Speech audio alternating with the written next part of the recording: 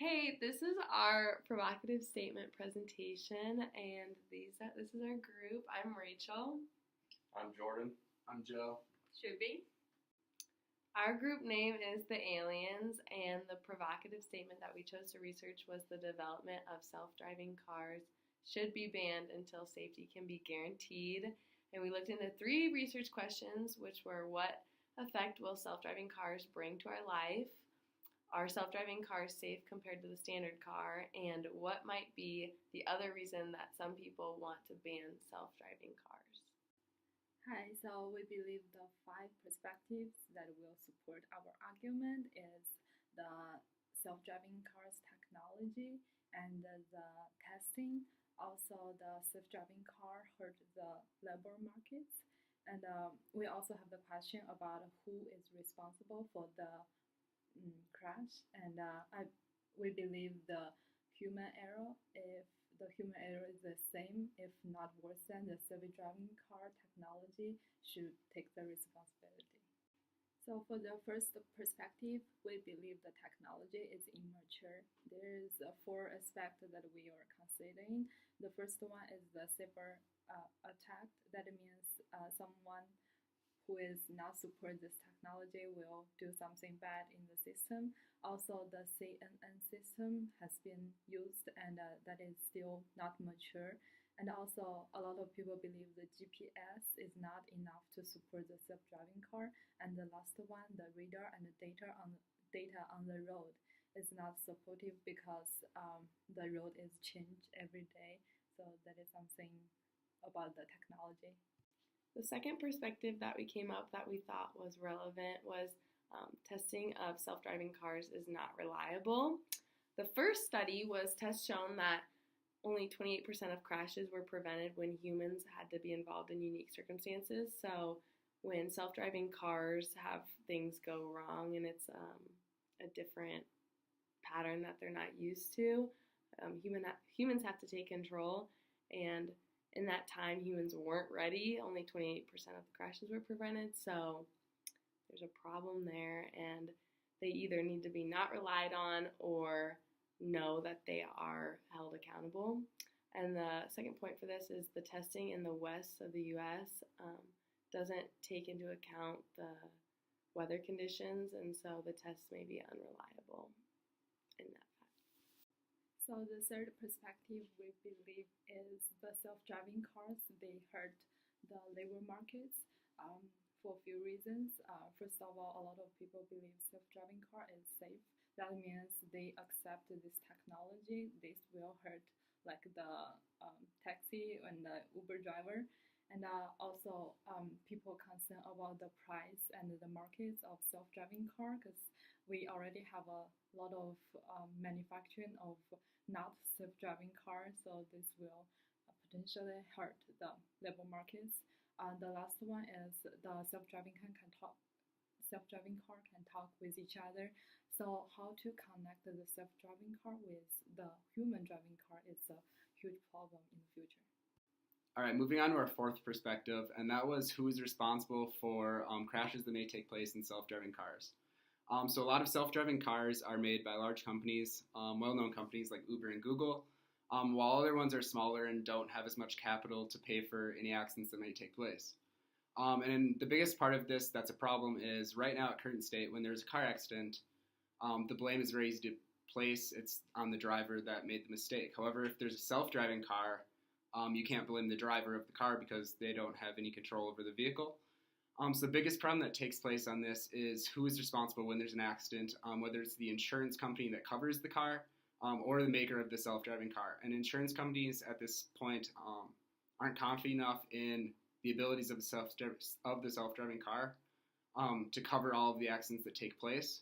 And so right now there won't be any ability to put self-driving cars on the road because no one wants to cover the liability in case something goes wrong with the self-driving car.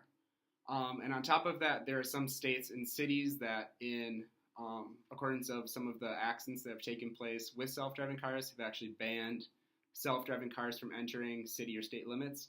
And so with that, there would be a lot of state-by-state regulation and laws that would need to take place before the self-driving cars were able to become more popular in these areas.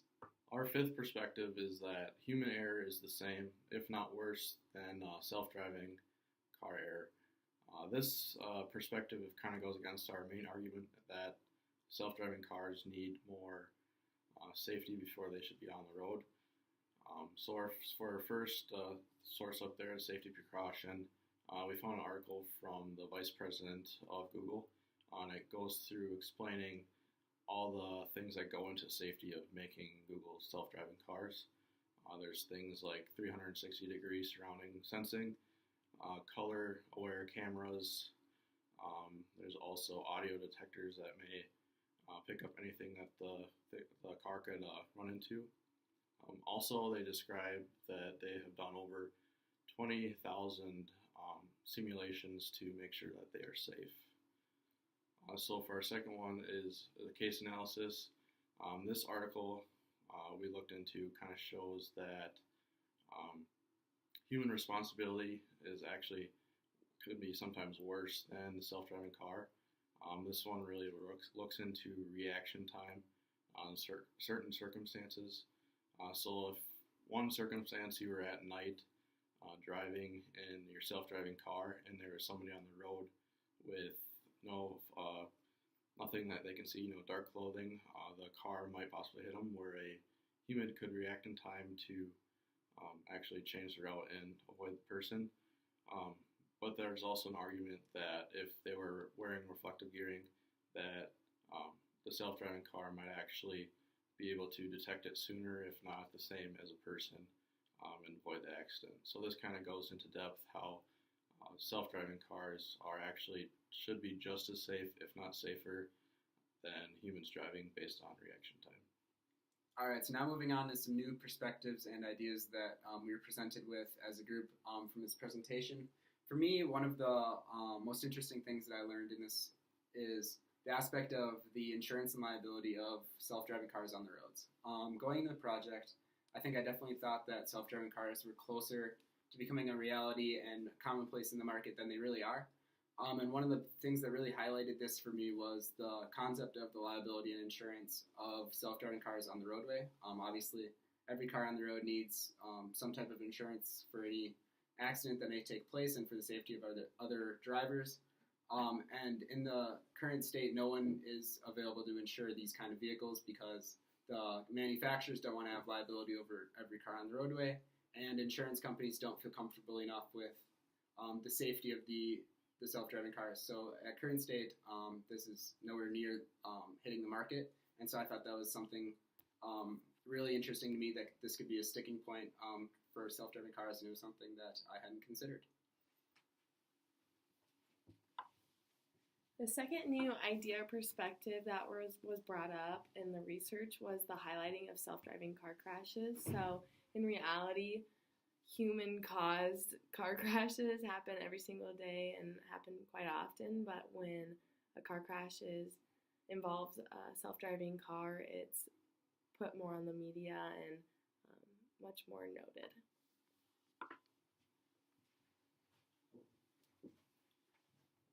Our third learning or new perspective that we learned is that self-driving cars could possibly get cyber attacked. This is something that we didn't really think about when going into it, because all we thought about was safety, but this is actually a very big safety concern. In the future, if somebody wanted to harm somebody, they could potentially hack into one of these cars, get into the system and make it crash and hurting the person, or even crash into other people. So this is kind of a big thing that has to be controlled before they're let on the roadway. So during our research, some new studies that we thought about with self-driving cars was how self-driving cars handle imperfect road conditions. So coming from Minnesota, we all know that snow's starting up again, and a lot of people can't drive in the snow. So how would these cars possibly drive in the snow? We'd like to know, information on if there's certain technology that can help them improve their drivability on snow, and possibilities of getting stuck and stuff like that. And then also we'd like to maybe do like a survey to see society's views before and after they would ride in a self-driving car. I think if you've never ridden one, you kind of have skewed views. So it'd be really interesting to see if actually riding in a self-driving car once would change people's ideas of how acceptable they are in the public roadways. This project overall presented a great real-world opportunity for us to apply some of the learning concepts and leadership ideas that we have learned throughout the class into a real-world setting for a presentation on self-driving cars. And some of the leadership learnings that we gained and experienced through this project is working as a cohesive group through busy schedules. It's starting to get close to final season for everybody, and everybody's got obviously work and other things going on with their life and Thanksgiving and everything. So each person had their own individual things that they had going on in their life, and so working through these types of schedules was a big learning experience for us as far as being accountable and holding others accountable. Another one is being open-minded towards all group members' perspectives and opinions. We came into this knowing that everyone had different experiences in their life that would bring new perspectives and opinions towards this project and towards working together, and so it was important to respect that and to know where everyone was coming from with that. The third one that we learned is trusting all group members to do quality work in a timely manner. A lot of these different assignments were done separately and not together as a group, like this is. And so with that, you kind of just have to trust that everyone's going to hold up their end of the bargain and do their work, do quality work in a timely manner and get it done. And the final one was embracing the different strengths that each group member possesses and brings into the group, and allowing them to use that to reach their full potential. And so with that, we knew that each person was going to have different strengths as were exemplified from our strengths finder that we did in class. And so with that, we just wanted to make sure that everyone was put in the right opportunity and their position to allow them to leverage their strengths and to help the project in the best way that they know how. While working on this group project, we got to incorporate a lot of class concepts. So our first concept was to find out everybody's strengths. So we all took the Strengths Finder test in class, so we all knew our greatest strengths. So when we started the project, we all shared our strengths to kind of see where we could apply people and their strengths. We also kind of figured out, who's good at PowerPoint presentations, writing papers, reviewing papers, things like that, to see where they could fit out the best in this group project. Our second one is that we're a very diverse group. We have to respect everybody's background and their opinions. We made sure to listen to everybody and kind of bring this all together. So we have a pretty diverse group, from growing up in a small town on a farm to suburbs of the cities to even China. So it's kind of a lot of different backgrounds, a lot of new ideas and opinions that was brought to our group. I think this actually helped our group a lot, just bringing different ideas. And actually made it better by having a diverse group. Then our third one is sharing our conflict styles. We also found this out in class, how we confront conflictation, and we kind of shared our styles so that we know, like, if we have a problem setting up a time to get our projects done, or somebody getting their work done on time, that we could know their conflict style and go about the situation the best way possible. So in this PSP project, we were able to take a closer look at 5 perspectives, what we learned, the leadership process, and the class concepts as it relates to self-driving cars.